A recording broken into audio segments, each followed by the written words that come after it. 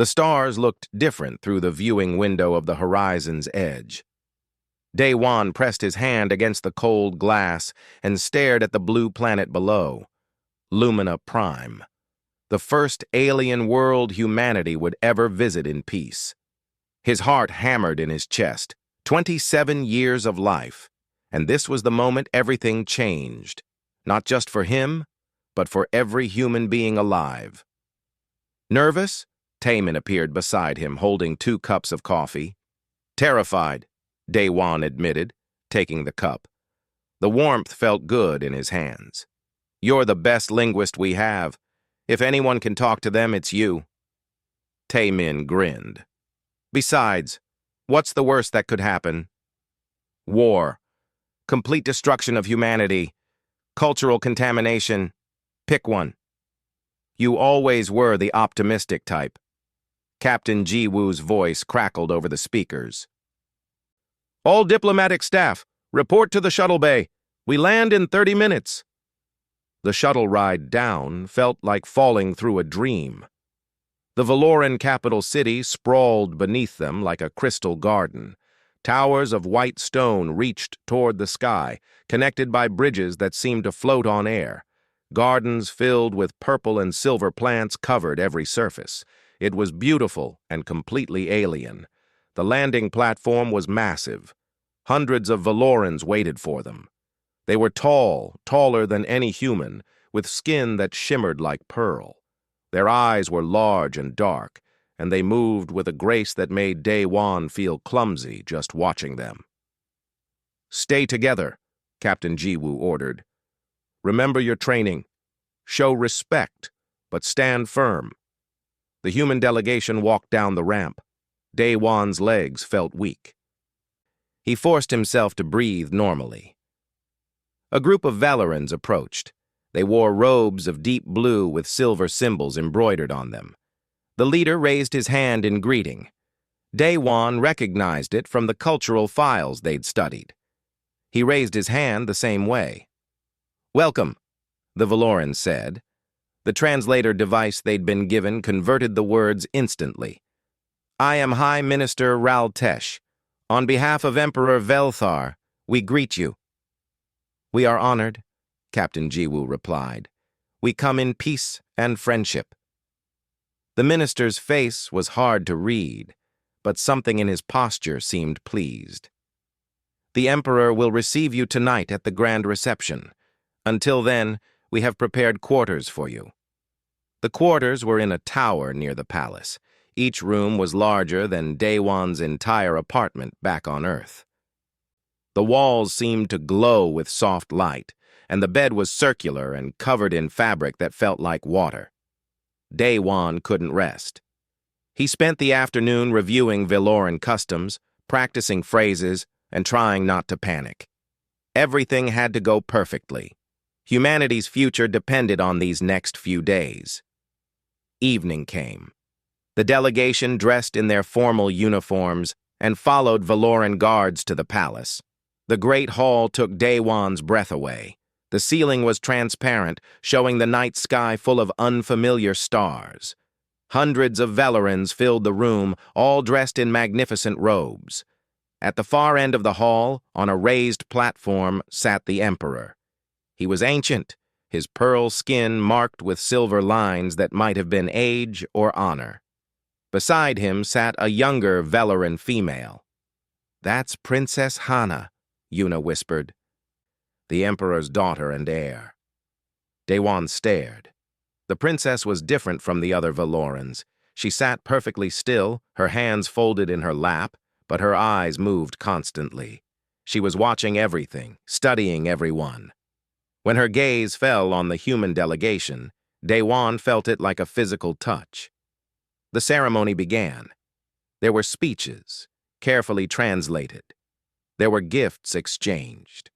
The Emperor presented Captain Ji-Woo with a crystal orb that held a swirling light inside. Ji-Woo offered a data cube containing humanity's art, music, and literature. Then came the difficult part.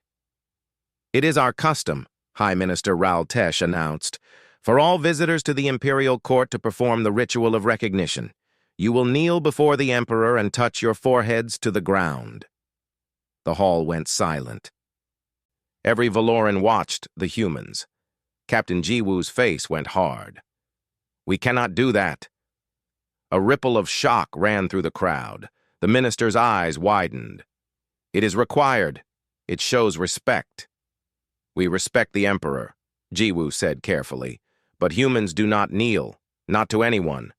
It goes against everything we believe." The tension in the room was crushing. Dae-Wan saw the carefully built diplomacy beginning to crack. He stepped forward without thinking.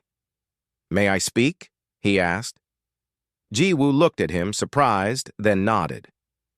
Dae-Wan faced the Emperor. His voice shook, but he pushed through. "Your Majesty, we humans are young. We're not as advanced as your people.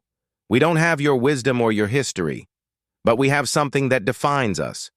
We believe every person has worth. Every individual deserves dignity. We don't kneel because it would mean we're less than someone else, and we can't accept that, not even to save this alliance." The silence stretched. Dae-Wan wondered if he'd just destroyed everything. Then Princess Hana stood, every eye turned to her.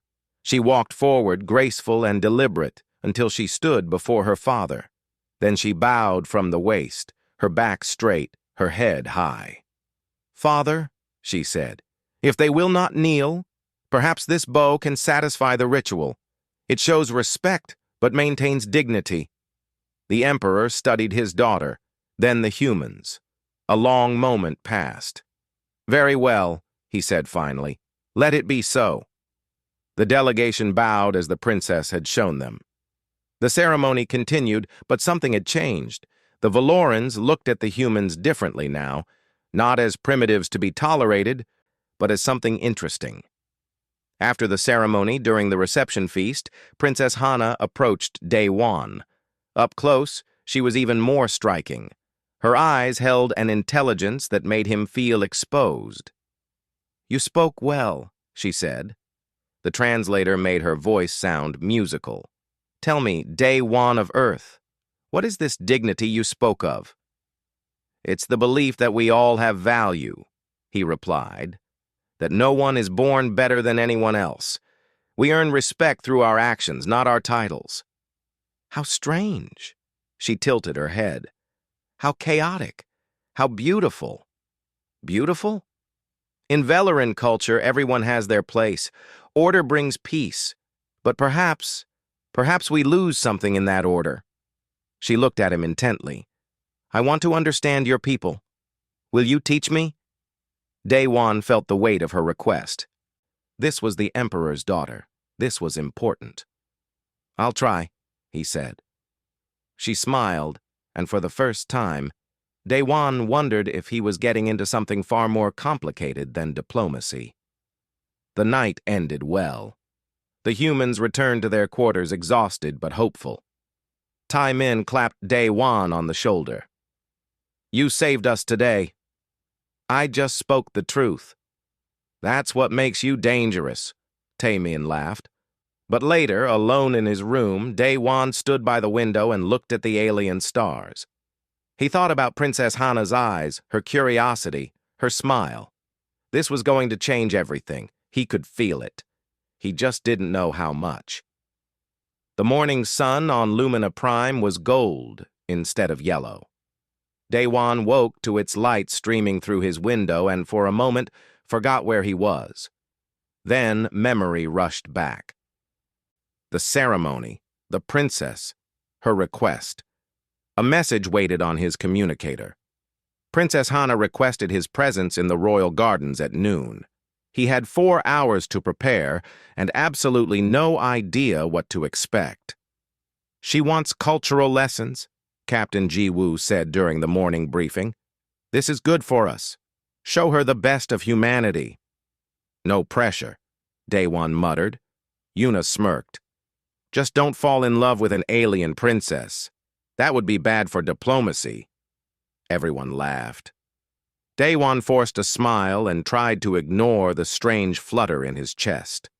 The royal gardens were enormous. Trees with silver leaves grew alongside flowing water that seemed to defy gravity. Flowers bloomed in colors that didn't exist on Earth. Princess Hana waited beside a fountain, dressed in simpler robes than the night before. "Thank you for coming," she said. "It's an honor, Your Highness." "Please, just Hana. If I'm to learn about human equality, we should start with names." Daewon relaxed slightly. "Then call me Daewon." They walked together through the gardens. Hana asked questions constantly. What was Earth like? How did human governments work? Why did humans value individual choice over collective harmony? "Doesn't chaos result?" she asked. "If everyone chooses their own path?" "Sometimes," Daewon admitted. "But we also get innovation, art, progress. When people are free to think differently, amazing things happen."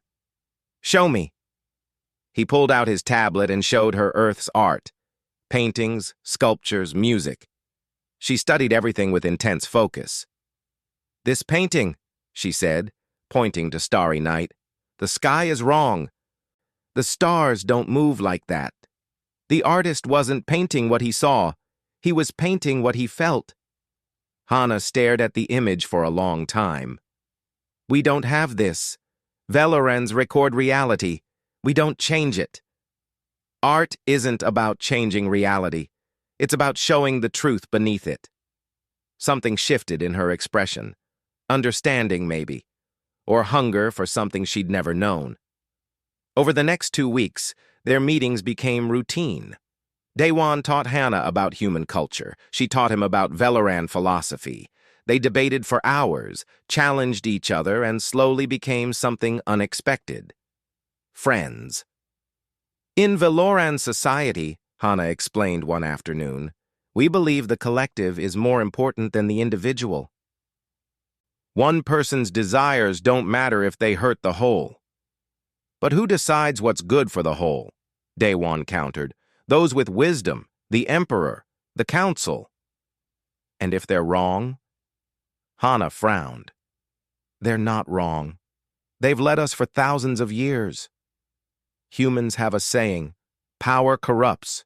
No matter how wise someone is, if they have too much power for too long, they start making mistakes. That's why we have laws and traditions, to prevent mistakes, or to prevent change." They argued often, but never with anger. It was the kind of debate that made both of them think harder, question more, grow. Taemin noticed the change in his friend. "You're different," he said one evening. "Happier." "I'm just doing my job." "Right. And I'm just an engineer." Taemin's expression turned serious. "Be careful, Daewon. She's not just a friend. She's a princess. Her world and ours are too different." "I know." But knowing something and accepting it were different things. The terrorist attack came without warning. Daewon and Hana were in the gardens again, this time with several other humans and Velorans. They were discussing trade agreements when the first explosion rocked the palace walls. Chaos erupted. Veloran guards rushed forward. Yuna was shouting orders. Through the smoke, Daewon saw figures moving, armed with weapons that glowed with alien energy. "Anti-human extremists!" someone screamed. "They're targeting the delegation!" A blast of energy shot toward Hana. Daewon didn't think. He lunged forward and shoved her aside. The blast hit him in the shoulder instead, spinning him around. Pain exploded through his body. He hit the ground hard. Through blurred vision, he saw Yuna and the Veloran guards fighting the attackers. More guards poured in. The fight was over in minutes. Then Hana was there, kneeling beside him. Her hands pressed against his wound, trying to stop the bleeding. Her face was stricken with something he'd never seen before. Fear. For him. "You fool," she whispered. "You shouldn't have done that." "Couldn't let you get hurt," he managed.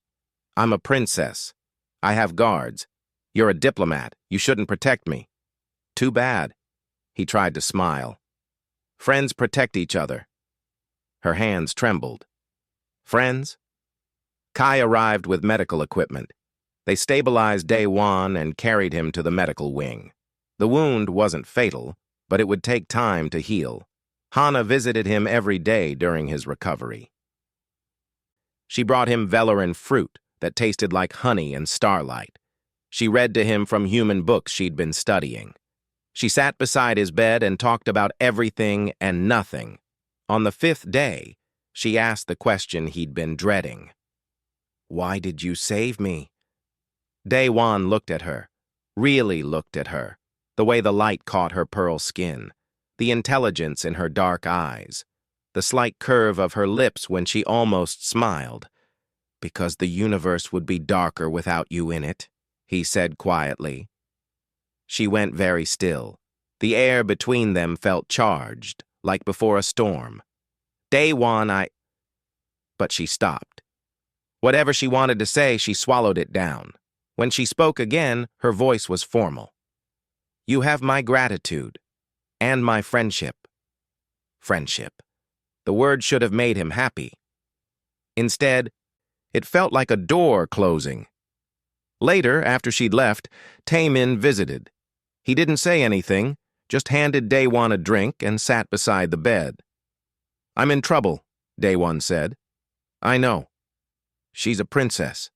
I'm just a diplomat from a species that just discovered FTL travel 5 years ago. I know. There's no future here. I know." Daewon laughed bitterly. "You're terrible at pep talks. I'm an engineer, not a counselor." Taemin squeezed his shoulder. "But I'll say this. You've always been the idealist. You believe in impossible things. That's what makes you good at your job. Maybe that's what we need more of in the galaxy. Idealism doesn't change reality, doesn't it? You convinced an empire to let us bow instead of kneel. You became friends with an alien princess. You're already changing things."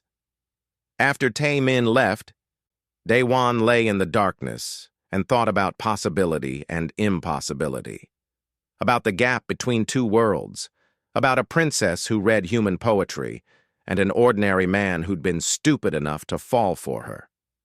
Outside his window, the alien stars shone cold and bright. Some distances, he thought, were just too far to cross. Daewon returned to duty 2 weeks after the attack. His shoulder still ached, but Kai had cleared him for light work. The negotiations had progressed while he recovered. Both sides wanted the alliance to succeed. But something had changed. Hana still met with him, but the easy warmth was gone. She was polite, formal, distant. She asked questions about trade regulations and cultural exchange programs, not about art or philosophy or the deeper things they'd talked about before.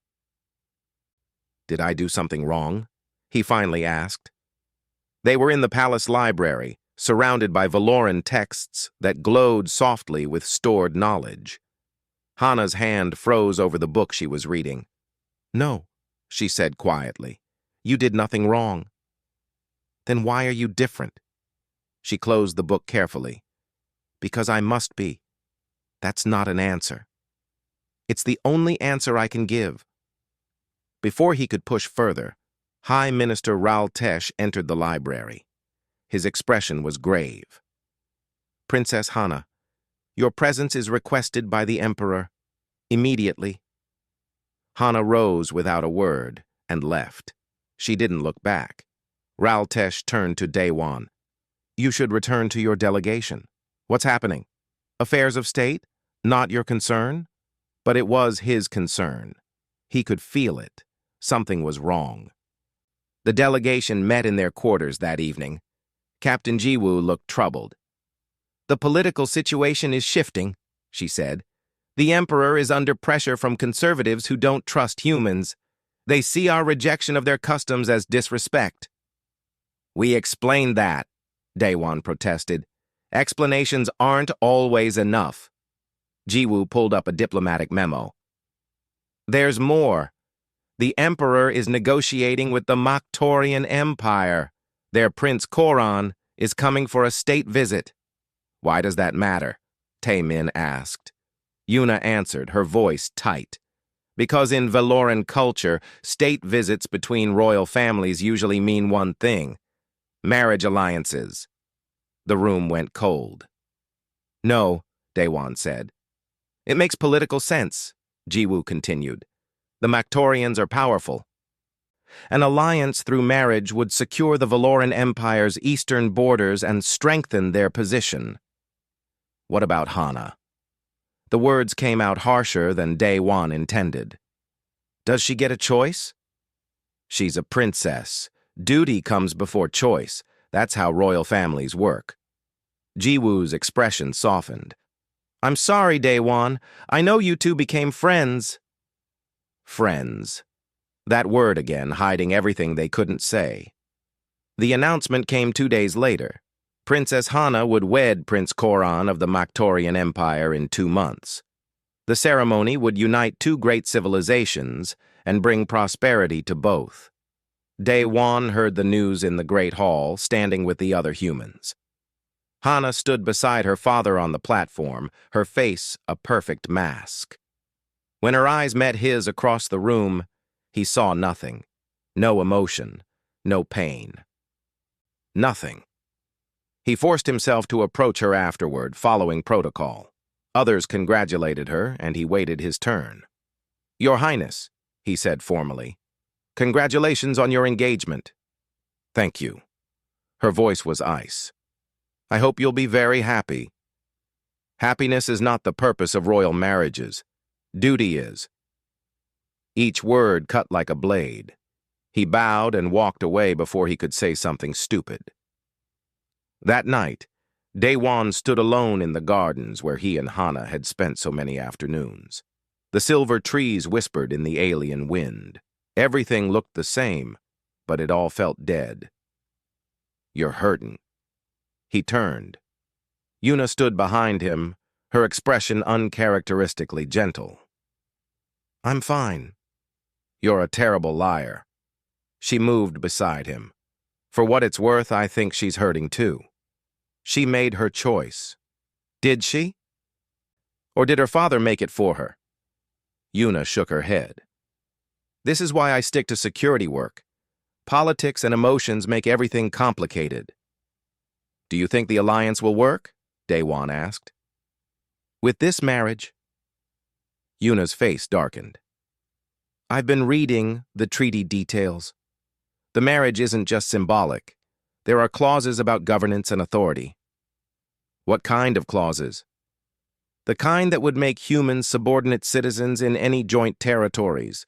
The kind that assumes Valoran culture is superior. Anger flared in Daewon's chest. Captain Jiwoo knows about this? She's pushing back. But if we reject the treaty, we might lose the alliance entirely. Earth Command is divided on how to proceed.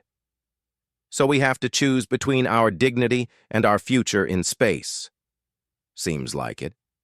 Daewon's hands clenched into fists.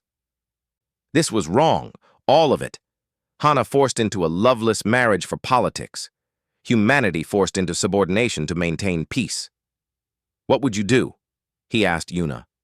She was quiet for a long moment. Then, I'd fight. But I'm a soldier. That's what we do. The days crawled by. Preparations for the royal wedding consumed the palace.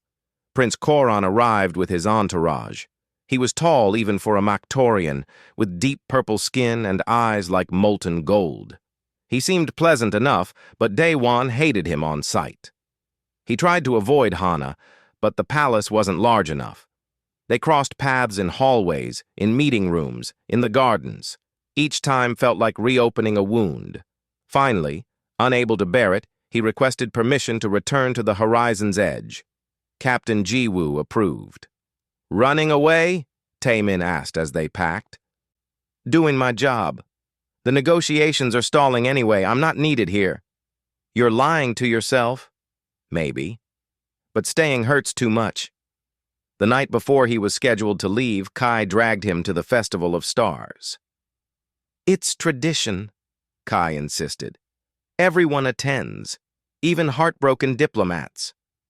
The festival filled the capital city with light and music. Valorans danced in the streets, celebrating something ancient and holy. According to tradition, during this one night every 50 years, all people could speak their hearts freely without consequence. Truth Night, they called it. Daewon wandered through the celebration feeling hollow. He found himself in the palace gardens again, seeking solitude. She was there. Hana stood by the fountain, alone, looking at the alien stars above. She wore simple robes, not the elaborate dress of a princess. For a moment, she looked like just a woman, sad and lost. Daewon should have left. Instead, he walked to her side. "You shouldn't be here," she said without looking at him. "Neither should you. Shouldn't you be with your fiancé?" "He's attending diplomatic functions. I'm not required." They stood in silence, the sounds of celebration distant around them. "Are you happy?" Daewon asked. "Happiness doesn't matter." "It should. We don't all get to live by human ideals." The anger and frustration and heartbreak he'd been holding back for weeks suddenly overwhelmed him. He turned to face her. "Then what was the point?" His voice cracked. "All those talks about choice and individual worth and beauty and truth? Was I just a diversion? Something interesting to study before you went back to your duty?" Hana's mask finally broke. Pain flooded her face. "You think this is easy for me? You think I want this? Then don't do it. Choose something else." "I can't. I'm not like you. I can't just follow my heart and expect everything to work out. I have responsibilities. My people depend on me. And what about what you depend on? What about what you need?" She looked away. "What I need doesn't matter." Daewon felt tears burning his eyes. He whispered in Korean, not to her but to himself, to the universe, to whatever gods might listen. "I wish I could wed her." He said it so quietly he didn't think anyone could hear. But Hana heard. The translator all Valorans wore converted the words instantly. She turned to him, her dark eyes wide with shock. Time stopped. Then, barely breathing, she said, "Then my answer is yes." The world crystallized into a single moment. The music from the festival faded. The alien stars above seemed to pause in their rotation. Everything narrowed down to Hana's face and the impossible words that hung between them. "What?" Daewon's voice cracked. "You said you wished you could wed me." Hana's hands trembled. "I heard you, the translator. I heard every word." Horror and hope warred in his chest. "Hana, I didn't mean—" "Didn't you?" He stared at her. At this princess from another world who'd somehow become the center of his universe in just a few weeks. He could lie. He could protect them both from this impossible situation. But it was Truth Night, and he'd already told the biggest truth of his life. "Yes," he whispered. "I meant it. Every word." Hana closed her eyes. A single tear traced down her pearl skin. "You've made everything so complicated." "I'm sorry." "Don't be." She opened her eyes and looked at him with such intensity it hurt. "Do you know what I've been thinking about every day since my father announced my engagement?" "What?" "You. The way you see the world. The way you believe impossible things. The way you made me question everything I've always accepted." She stepped closer. "You saved my life. And then you saved something else. Something I didn't know needed saving." "What?" "My hope that life could be more than duty." Daewon couldn't breathe. "Hana, I don't love Prince Koran. I respect him. He's kind enough. But when I think about spending my life with him, I feel nothing." Her voice dropped to barely a whisper. "When I think about you leaving, I feel everything. This is impossible. I know. Your father would never allow it. I know. Our species are barely allies. I know." She reached out and touched his face gently. Her hand was warm. "But it's Truth Night. And I'm tired of hiding the truth. Daewon caught her hand and held it against his cheek. His heart hammered so hard he thought it might break through his ribs. I think I'm falling in love with you, he said. Think? I'm terrified it might be more than that. Hana laughed, and it sounded like breaking glass. Love. Humans make it sound so simple. It's not simple at all. No. Her expression turned serious. But maybe it's worth the complication. They stood together in the garden, hands clasped, while the festival raged around them. Above, the alien stars witnessed something unprecedented. A human and a Velaran princess, choosing each other despite every reason not to. What do we do now? Daewon asked. I don't know. Hana looked up at the sky. In Velaran tradition, during the Festival of Stars, truth spoken cannot be taken back. What's said tonight becomes real. So everyone will know? Not unless we tell them, but we'll know. The truth exists now. We can't unmake it. Do you want to unmake it? She looked at him for a long time. Then slowly she shook her head. No. For the first time in my life, I want something just for myself, even if I can't have it. We could run away. The words tumbled out before Daewon could stop them. Get on a ship. Find somewhere in the galaxy where no one knows us. And abandon both our peoples? You couldn't live with that. Neither could I. She was right. Daewon might be willing to give up everything for her, but Hana was right. He couldn't abandon humanity, not when the alliance was so fragile. So what then? Frustration made his voice sharp. We just pretend this didn't happen? You marry Koran and I go back to Earth and we both live half-lives? I don't know. Hana's composure finally shattered. I don't have answers. I've been trained my whole life for duty and sacrifice, not for this. Not for wanting something impossible. It shouldn't be impossible. Two people caring about each other shouldn't be a crisis. But it is. My marriage to Koran secures peace between two empires. Millions of lives depend on that peace. And your life? Your happiness? Do those count for nothing? They count for less than millions. Daewon wanted to argue, to rage against the unfairness of it all. But he understood duty. He'd given up his own dreams to become a diplomat because humanity needed it. How could he ask Hana to do less? I'm sorry, he said quietly. I shouldn't have said anything. I've made everything worse. No.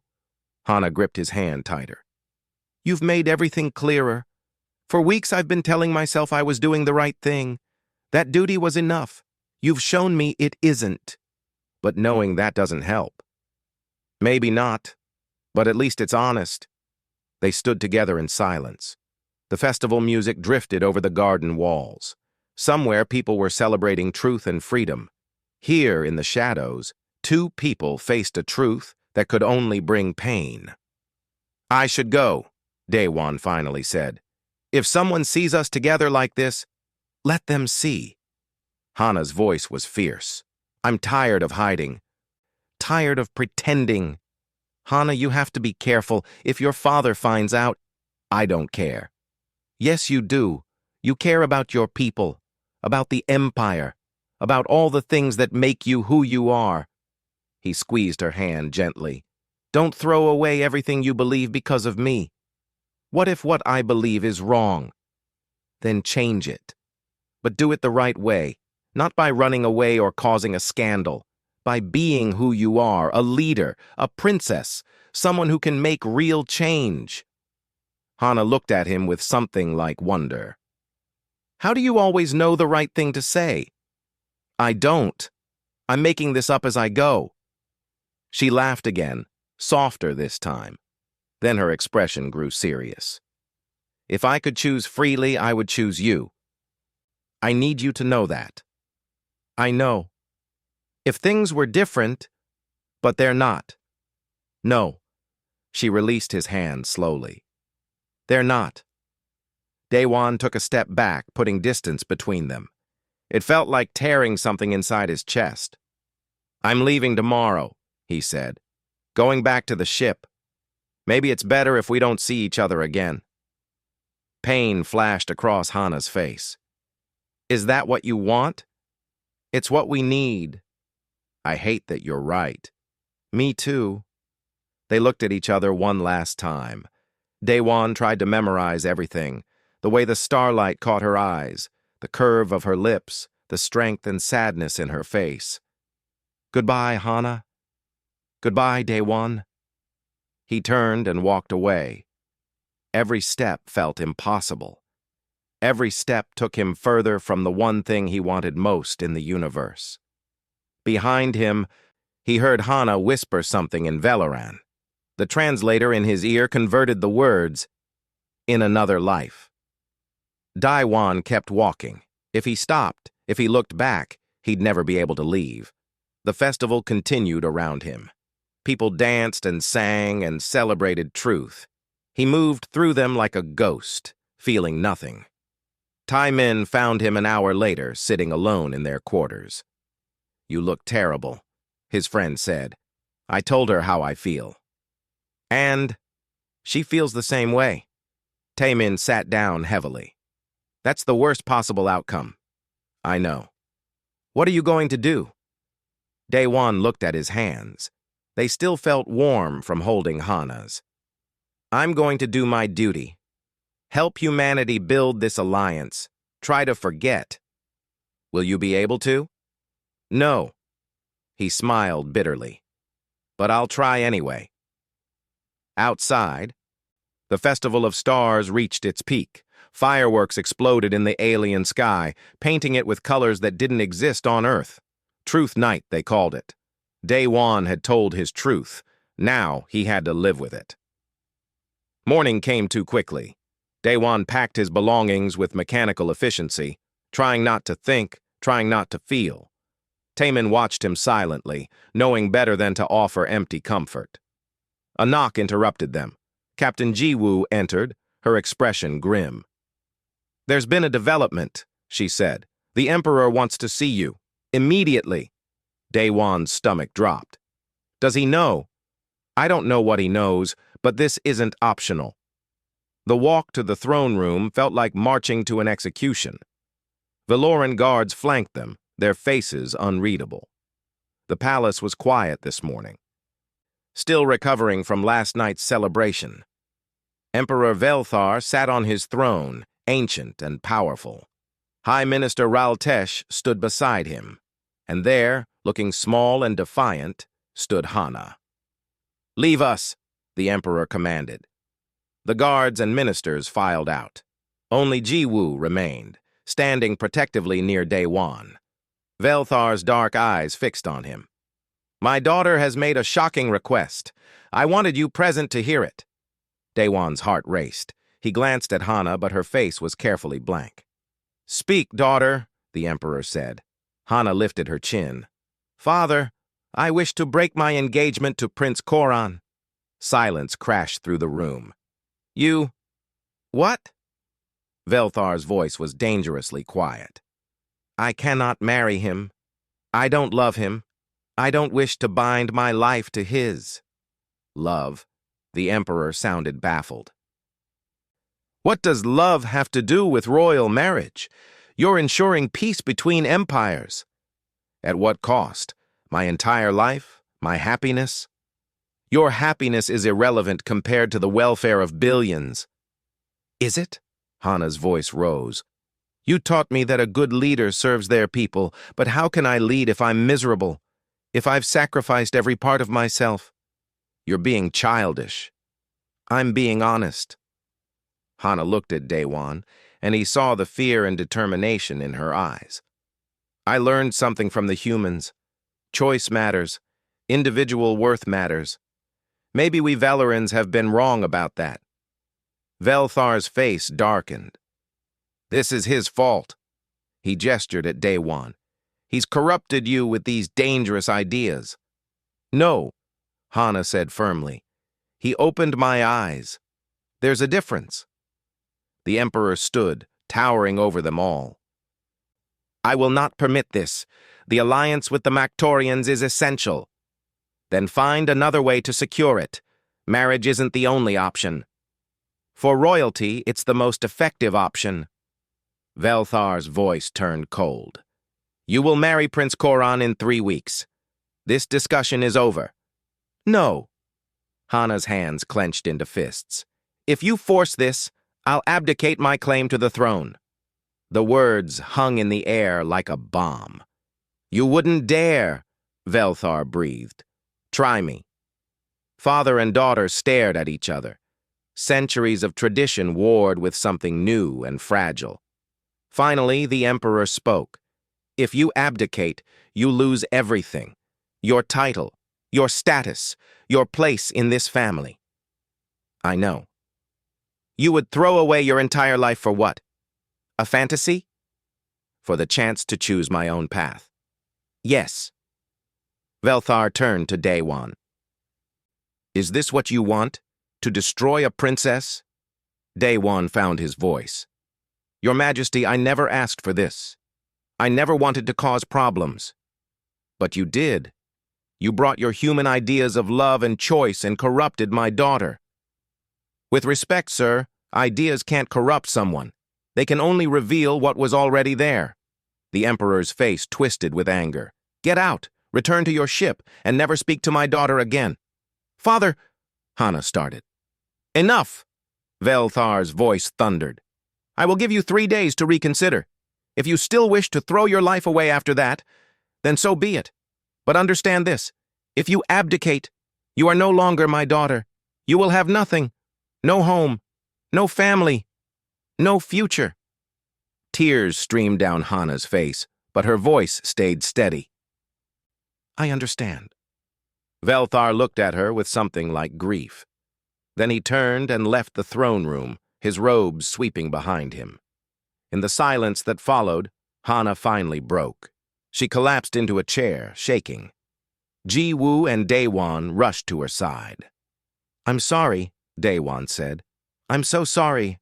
I should never have—" "Don't apologize for telling the truth." Hana wiped her eyes. "I made this choice, not you. But you're losing everything because of me." "I'm losing things I'm not sure I ever really had." She looked up at him. "My father loves me, but he loves the Empire more.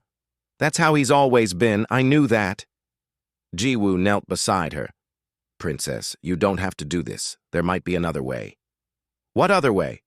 "My father is right about one thing. The Mactorian alliance is important. Without it, there could be war." "Then we find a different solution," Daewon said desperately. "We think of something else.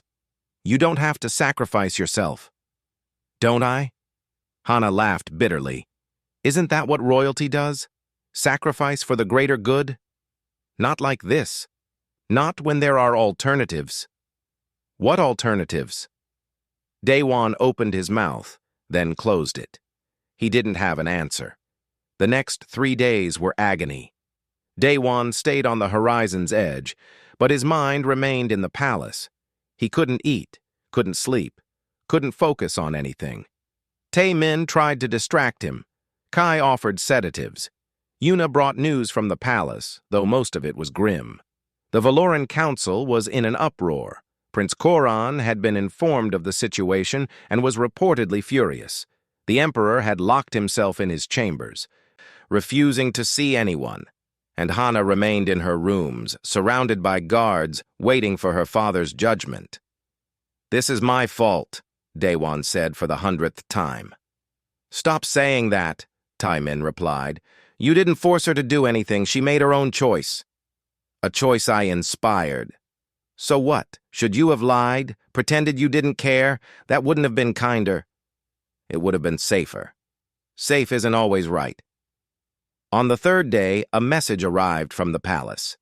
The Emperor requested the presence of the entire human delegation. They dressed in formal uniforms and returned to the palace.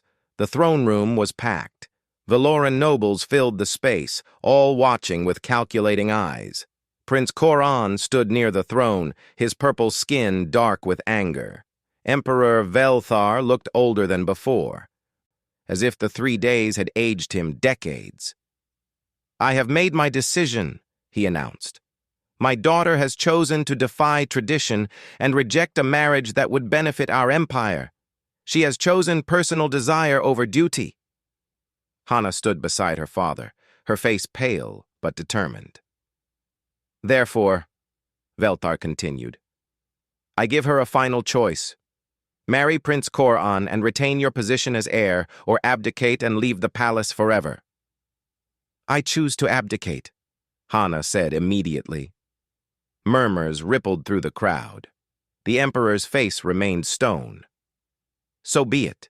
You are no longer Princess Hana. You are no longer my daughter. You have no claim to the throne or to any royal privilege." His voice cracked slightly. "Gather your personal belongings and leave by nightfall." Hana bowed. "Yes, father." She turned to leave, and Daewon saw her trembling. Without thinking, he stepped forward. "Wait." Every eye turned to him.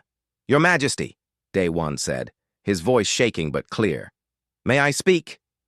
You've done enough damage. Please, just 1 minute." Velthar stared at him coldly. Then, surprisingly, he nodded. Daewon took a deep breath. "You said your daughter chose personal desire over duty. But what if there's a way to honor both? What if there's a solution that serves the Empire and respects individual choice?" "What solution?" the Emperor demanded. "I don't know yet," Daewon admitted. "But give me time to find one. Give us all time. 3 weeks until the original wedding date. If we can't find another way by then, I'll leave this planet forever and never contact your daughter again." "And if you fail?"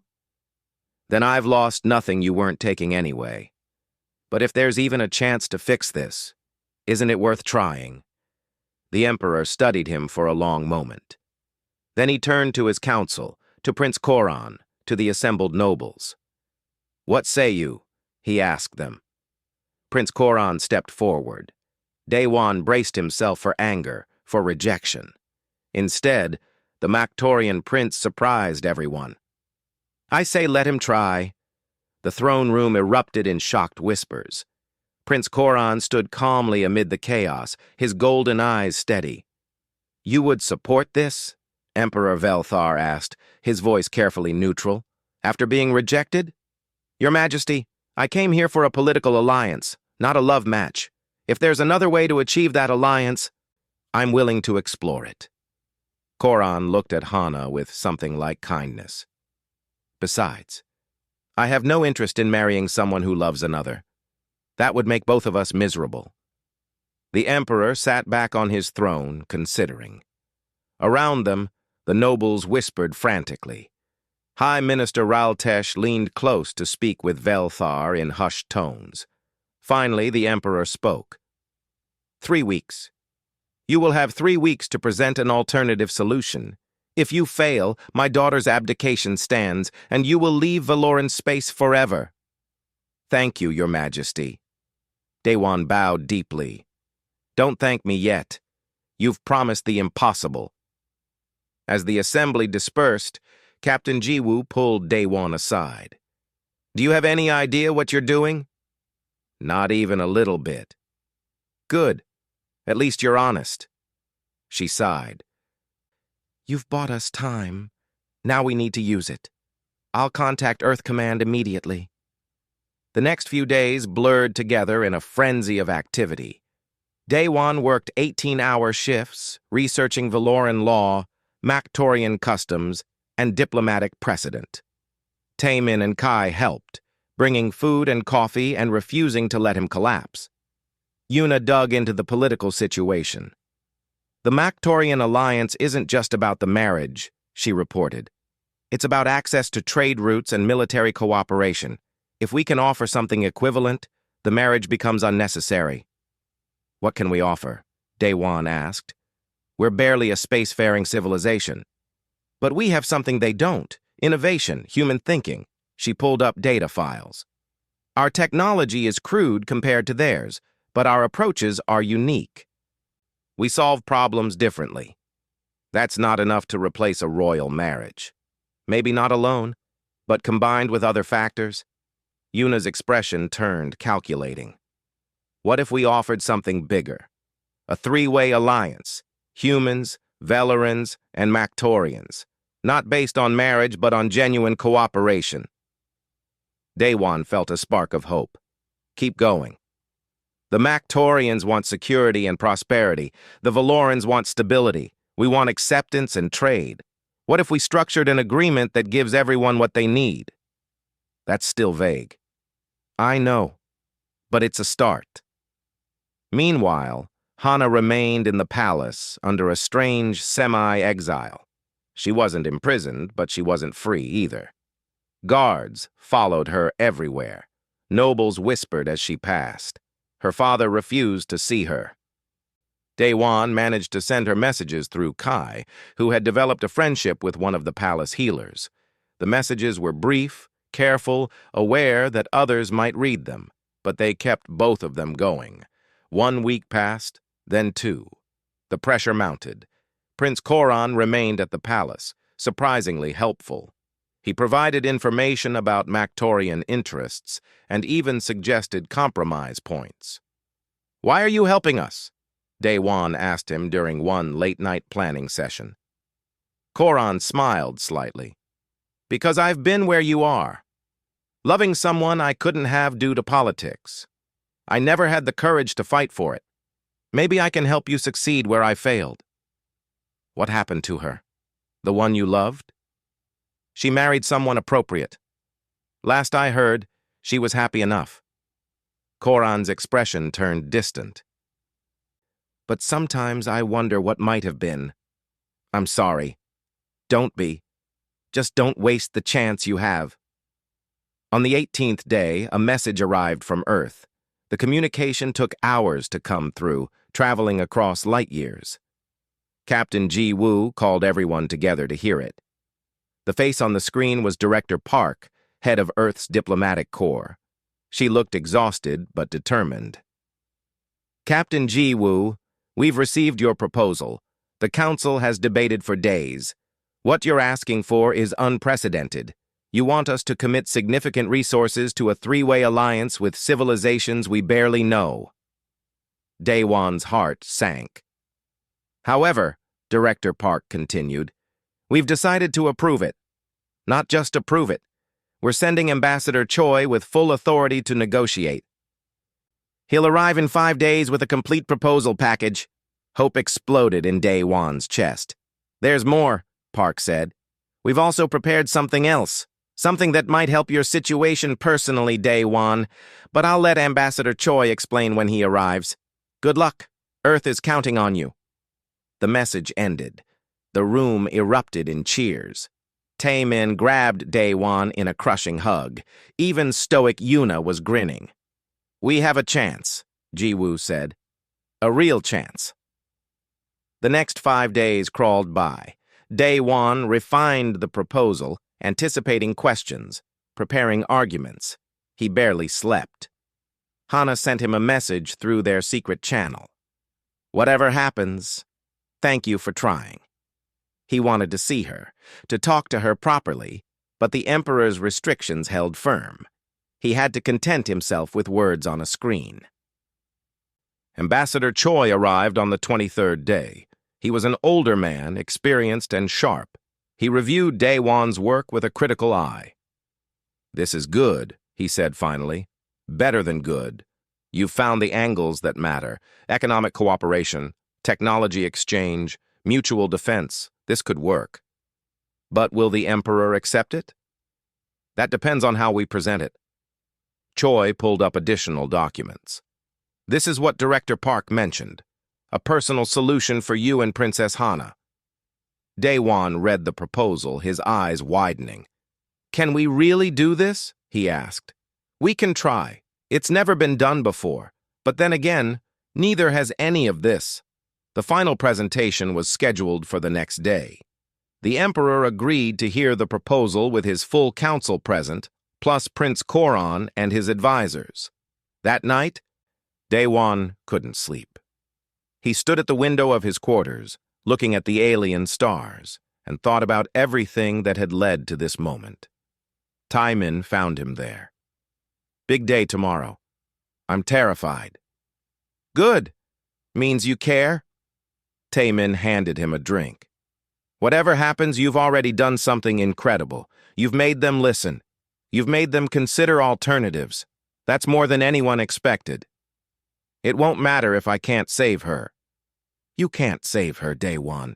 She's not some prize to be won. She's a person who made her own choices. Taimin squeezed his shoulder. You can only offer her options. What she does with them is up to her. What if I fail? Then you fail with honor, and you move forward. That's all any of us can do. Morning came. Day One dressed in his best uniform.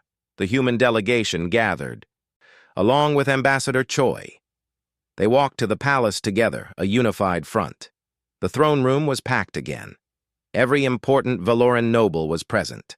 The emperor sat on his throne, his face unreadable.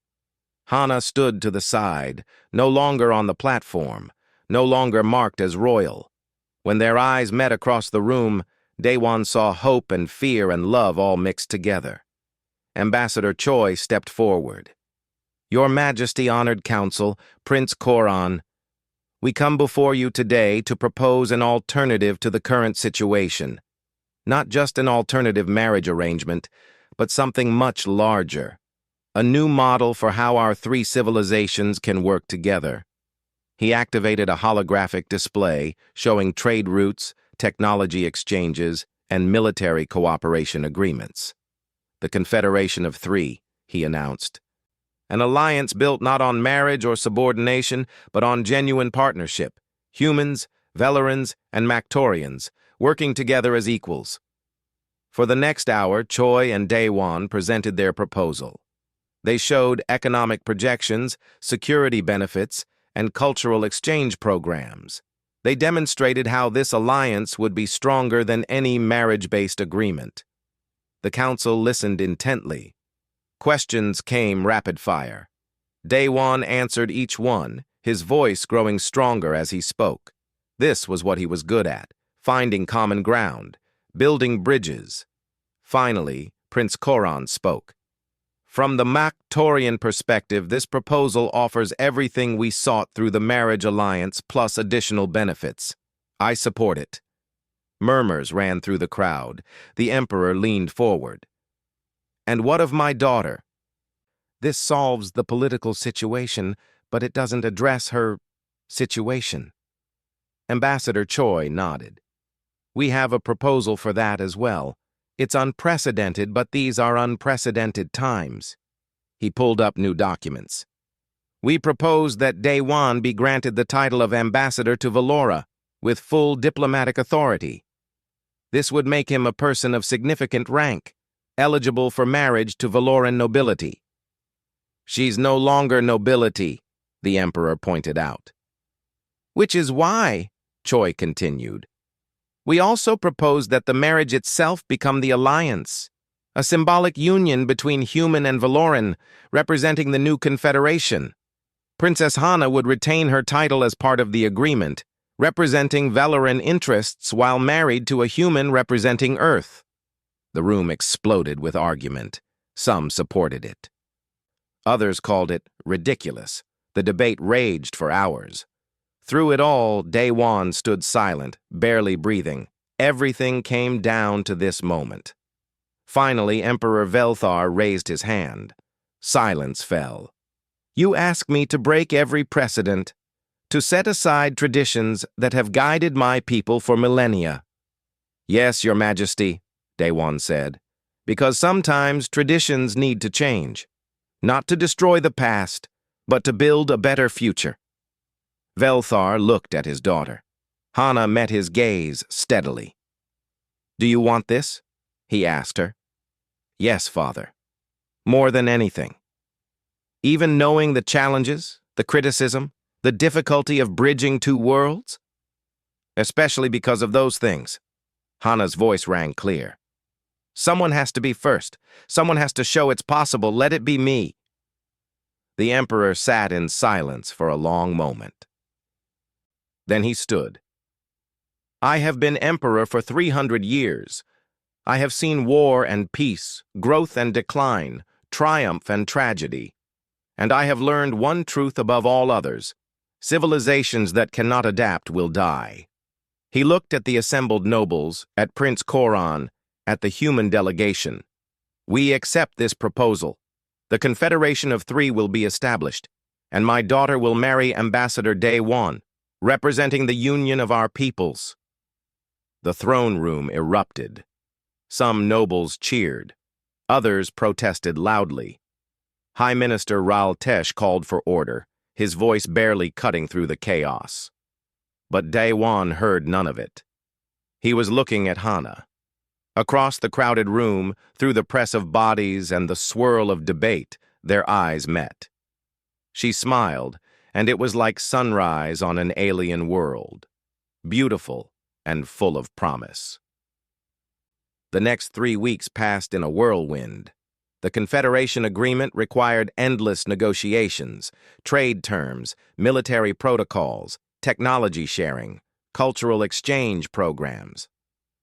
Ambassador Choi led most of the discussions, but Day-Wan participated in every session. Meanwhile, wedding preparations began. It would be unlike any ceremony ever held. Half human, half Velaran, combining traditions from both worlds into something entirely new. How do we even do this? Hana asked one evening. They were finally allowed to spend time together, planning their ceremony in the palace gardens. Your customs and mine are so different. We make new customs, Day-Wan suggested. Take the best from both and create something that belongs to us. They worked with cultural advisors from both species. The ceremony would include human vows of partnership and Velaran bonds of harmony. There would be readings from Earth literature and Velaran philosophy. Music from both worlds would blend in ways that had never been tried before. My father wants to attend, Hana said one day, her voice careful. Of course he should. He's your father. He said some terrible things. He was protecting his empire the only way he knew how. Now he's trying a new way. Day-Wan took her hand. We all make mistakes. What matters is learning from them. The relationship between Day-Wan and Emperor Velthar remained formal, but slowly warmed. The Emperor called him to private meetings, asking about human culture, about Earth's history, about the ideas that had influenced his daughter so profoundly. You believe very strongly in individual choice, Velthar observed during one such meeting. Yes, Your Majesty. Even when that choice causes chaos? Chaos and freedom often go together, Day-Wan admitted. But so do freedom and innovation, progress, growth. And you think this is worth the risk? I think denying people choice causes its own kind of chaos, resentment, rebellion, hidden pain. Day-Wan chose his words carefully. Your daughter was miserable under the old way. She just hid it well. Velthar was quiet for a long moment. I knew she was unhappy. I told myself it was for the greater good. Maybe it's possible to serve the greater good and honor individual happiness. Maybe they're not opposites. That's a very human thought. Maybe that's what humanity brings to the galaxy. New thoughts. The Emperor almost smiled. My daughter chose well, even if she did give me 300 years' worth of stress in 3 weeks. As the wedding approached, more humans arrived from Earth. Day-Wan's parents came, overwhelmed by the alien world, but proud of their son. His sister, Hye-Jin, immediately befriended Hana and became invaluable in bridging the cultural gaps. She's perfect for you, Hye-Jin told him. Stubborn, intelligent, and way too good for you. I know, Day-Wan laughed. The Mactorians sent a delegation as well. Prince Koran stayed on as the primary representative, and he and Day-Wan developed a genuine friendship. I envy you, Koran admitted one evening over drinks. The Mactorian alcohol was surprisingly good. You fought for what you wanted and won. I got lucky. And I had help. No, you were brave. There's a difference. The night before the wedding, Day-Wan couldn't sleep. He stood on a balcony overlooking the city, watching the lights of Lumina Prime shimmer in the darkness. Tomorrow, everything changed. Tomorrow, he would bind his life to an alien princess and become a symbol of cooperation between worlds. The responsibility felt crushing. Having second thoughts? Taemin joined him on the balcony. Third and fourth thoughts, too. That's normal. It's a big step. What if I'm not good enough for this? What if I fail? You won't. You don't know that. I know you. Taemin leaned against the railing. You're the most stubborn, idealistic person I've ever met.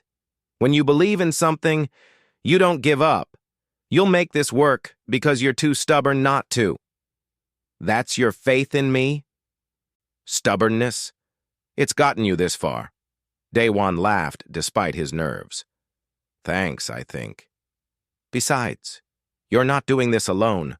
Hana is just as committed, and you have support from 3 entire civilizations. If this fails, it won't be from lack of effort. Morning came.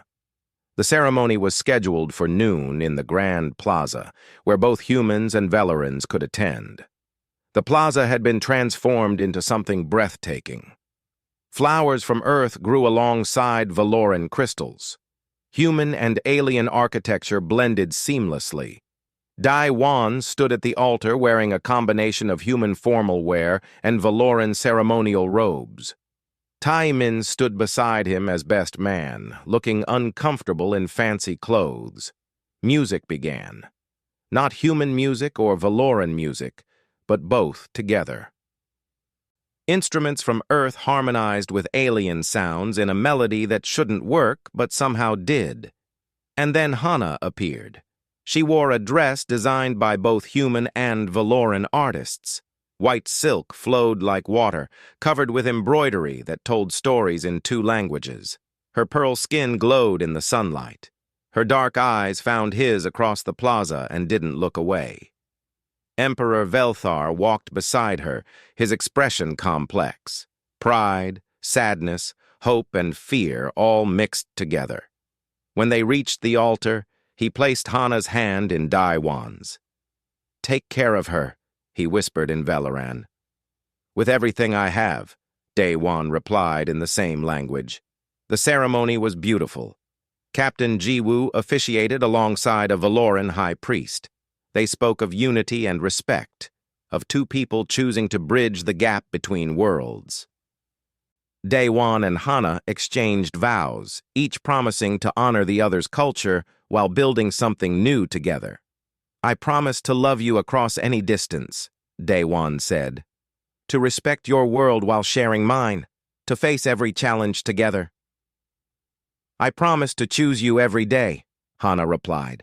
To build a future where our children belong to both worlds, and to neither. To prove that love can transcend any boundary. When they kissed, the plaza erupted in cheers from humans and Velorans alike. The Mactorians present raised their voices in their own celebration. For one moment, 3 civilizations celebrated together in perfect harmony. The reception was a joyful chaos. Human food and Veloran delicacies filled tables. People who'd never met before talked and laughed together. Taemin danced with a Veloran noble, both of them laughing at their clumsy attempts to match each other's rhythm. Day-Wan and Hana moved through the celebration hand in hand, greeting guests, accepting congratulations, and simply existing in this moment they'd fought so hard to reach. Is it everything you hoped for? Hana asked as they finally found a quiet corner. It's better. I never imagined something like this was possible. Neither did I. She leaned against him. I'm terrified. Me too. Good. At least we're scared together. Ambassador Choi found them as the sun began to set. I have news from Earth Command. They're formally establishing your position as permanent ambassador to the Confederation. You'll have full authority to negotiate and represent human interests. That's a lot of responsibility, Day-Wan said. You've already proven you can handle it. Choi smiled. Besides, you have the perfect partner to help you. The celebration continued into the night. Eventually, exhausted and happy, Daewon and Hana retreated to their new quarters. It was a space they'd designed together, blending human comfort with Valoran aesthetics. We did it, Hana said, collapsing onto the bed. We actually did it. The hard part starts now, making this work long-term. I know. She pulled him down beside her. But I'm not worried. Not anymore. No? No. Because I finally understand what you were trying to teach me all along. When you choose freely, when you commit with your whole heart, impossible things become possible. 3 years later, Daewon stood in the same plaza where he'd married Hana, watching a very different ceremony. The Confederation Council was being formally installed. Representatives from Earth, Valora, and Maktor took their positions, each with equal authority. Beside him, Hana adjusted their daughter's tiny robe. Na Young was 2 years old, with pearl skin like her mother and eyes like her father. She was the first human Valoran hybrid ever born, and she was perfect. She's getting fussy, Hana said. I think she's hungry. I'll take her. Daewon scooped up his daughter, who immediately grabbed his hair and giggled. Emperor Velthar, looking healthier than he had in years, approached them. May I hold my granddaughter? Of course. Daewon passed Na Young over. The Emperor, once so stern and traditional, melted completely around the baby. Hello, little star. Are you ready to watch history today? Is it really history if it's happening now? Hana teased. All history happens now before it becomes then. Velthar smiled at his daughter. You taught me that. You taught me many things. The ceremony began. Daewon watched as the council members took their oaths. They came from 3 worlds, spoke different languages, had completely different cultures, but they stood together as equals, committed to cooperation. The first major legislation passed by the council was the Cultural Exchange Program. Schools on all 3 worlds would teach each other's histories and languages. Young people would travel between worlds, learning and growing together. It's really working, Taemin said, appearing at Daewon's side. He was now chief engineer for Confederation shipyards. The alliance is holding. It's more than holding. It's thriving. Because you and Hana took the first step. We just fell in love. Everything else followed. That's the point, isn't it? Taemin grinned. Love is the first step toward everything good. That evening, back in their home, Daewon and Hana put Na Young to bed. They read her stories from Earth and Valora, teaching her about both her heritages. Later, they stood on their balcony looking at the stars. The same stars Daewon had looked at 3 years ago, terrified and uncertain. Do you ever regret it? Hana asked. Giving up a normal life for all this? Never. Do you? Not even once. She leaned into him. I gave up being just a princess. In return, I got to help build something new. I got you. I got Na Young. I got a life I chose instead of one that was chosen for me. Your father is proud of you, you know. I know. He told me yesterday. It only took 3 years and a granddaughter to get him to admit it. They laughed together, comfortable in their shared life. What do you think comes next? Daewon asked. What's the next impossible thing? I don't know, but I'm excited to find out. Hana turned to face him. Whatever it is, we'll face it together. Together, Daewon agreed. Above them, the alien stars shone bright. 3 civilizations watched those same stars, no longer as strangers, but as partners. And at the center of it all, 2 people who dared to love across an impossible divide had shown that some distances could be bridged, not through force or politics or tradition, but through courage, hope, and the simple act of choosing each other, again and again, every single day.